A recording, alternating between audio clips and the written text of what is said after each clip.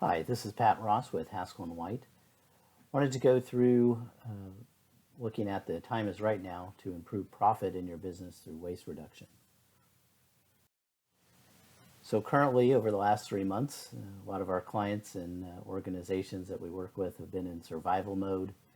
It's been really a defensive posture with focus keeping existing customers, retaining employees, employment practices, bringing people back to work, issues with our supply chain, looking at alternative funding sources through the PPP program.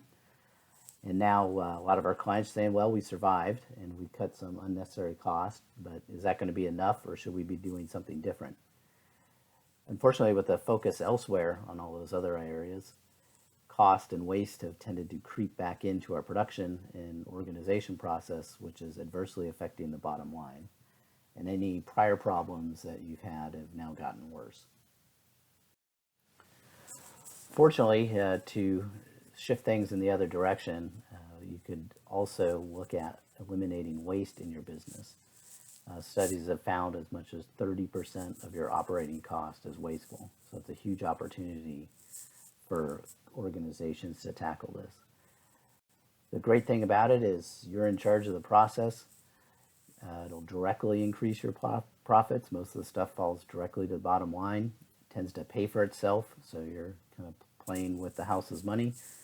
And it's something that needed attention anyway, but now you have the perfect excuse to tackle it. So businesses go through some stages in their life cycle.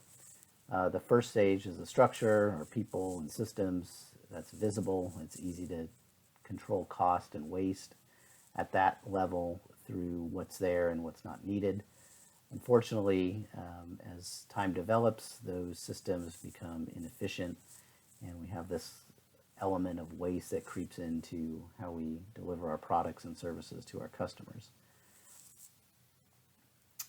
As the company evolves further and those waste get tackled, and the tribal culture of the organization is to stamp those things out before they happen, or eliminate them as they come up.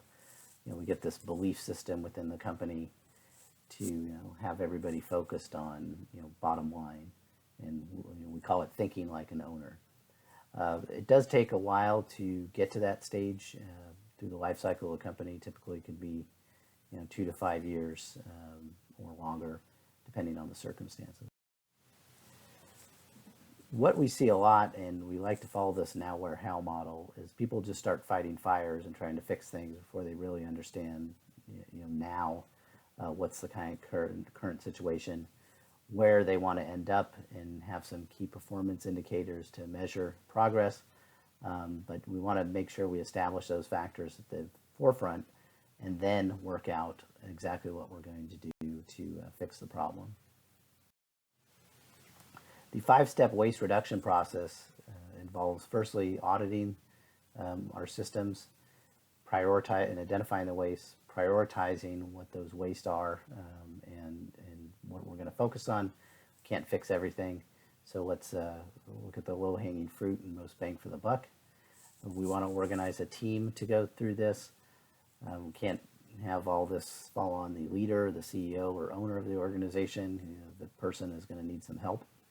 Want to make sure we measure the outcome and progress, and then more importantly, repeat, as we're probably not going to tackle everything and get it all right the first time. More waste will creep into the process over time, so it's generally a repeating cycle to make sure we're eliminating waste from the organization.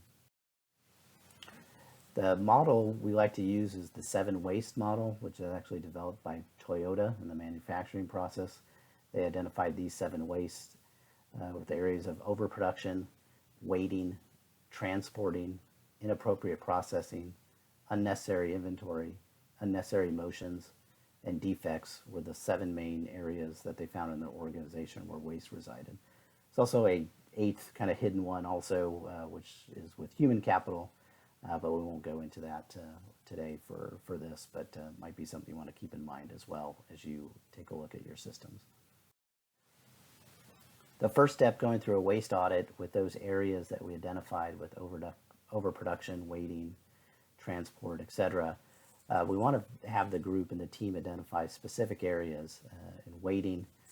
We don't get our production schedules right, and freight that cost us money to expedite shipping because we didn't have the stuff ready on time. Identify or try to quantify a cost with that. If that becomes a little troublesome, another exercise, just do high, medium, low.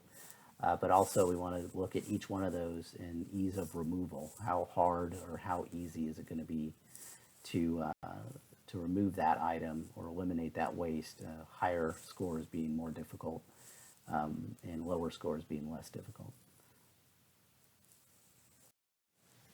The other way to look at this as well is you might run the 7 waste through the profit formula, where areas specific sales, overheads and expenses, and also variable costs to identify specific waste, and then run those through the ease of removal model to identify what you're going to tackle first. We generally like to pick 3 at a time and go through it and work on fixing those, and then run back through the cycle in that flow chart earlier. As I mentioned, I'm going to need some help, so some ideas on what the team should look like. Have a reasonable group, a number of people to manage. Identify any resources they're going to need, access to coaching or other people or training to get through this. How much time should be spent, who the leader will be. Try to appoint that person, not to be against democracy, but might be one of your key lieutenants that needs some leadership skills training, so it might be a good opportunity for him or her. What are the other team members' roles? And again, I mentioned, is there any training they'll need to do this? Probably familiarize themselves with this waste model. And then make sure you get kind of a diagonal slice of people through the organization, so it's just not executives. And you get some frontline input, because those people generally have better ideas because they're dealing with this stuff on a day-to-day basis. To bring this all together, we like to use what's called a one-page plan. Those now and where metrics that we talked about up front in that slide get presented, so you at least see what your progress is, and importantly, the main areas of our strategies and action plans. This is a good tool to bring everybody together and understand exactly what needs to be done, who's doing it, and then more importantly, the timing to keep us on our path to get this tackled as soon as possible. So in summary, don't put more waste through an incapable system. Just growing revenues isn't going to increase your bottom line. Don't waste the opportunity now to pivot. You've got a good excuse to do this now. When using waste internally, ensure you clearly define who the team members are and make sure they understand what the 7 waste process is. It might be unique for your business. That model is not just for manufacturing, it also applies to other service and other industries as well. Follow that 5-step waste removal process each time, and then make sure you prioritize areas to focus on to get the key bang for the buck. Might not be the highest value items, but if those are really difficult to move, you might not want to tackle those first. Again, have clear KPIs to measure your progress, and then use that one-page plan for implementation of all the actions. So I just wanted to thank you for listening, and if you have any further questions, feel free to reach out. Again, this is Pat Ross with Haskell & White. Thank you.